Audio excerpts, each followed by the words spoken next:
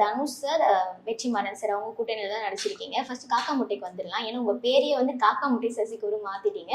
அந்த அளவுக்கு காக்கா முட்டை படம் வந்து உங்க லைஃப்ல ஏற்படுத்தின தாக்கம் என்ன? ஸோ அப்படி இல்லை, ஃபஸ்ட்டு ஒரு ஒரு ஸ்க்ரீனில் வந்து நம்ம தெரிகிறோம், ஒரு ஃபஸ்ட்டு நம்ம ஒரு ஏதாவது ஒரு முயற்சி பண்ணி ட்ரை பண்ணி ஒரு ஸ்க்ரீனில் தெரிகிறோம் அப்படின்னும் போது பார்த்தீங்கன்னா அது ஃபஸ்ட்டு படம் வந்து எனக்கு வந்து காக்கா முட்டை தான். ஓகே. ஸோ அது என்னென்னா அந்த படம் வந்து அந்த சீன்ஸ் வந்து ரொம்ப ரீச் ஆயிடுச்சு. போய் எங்கே போனாலும் கிட்டத்தட்ட இது வரைக்கும் ஒரு 4-5 இன்டர்வியூ கொடுத்துருக்கேன்.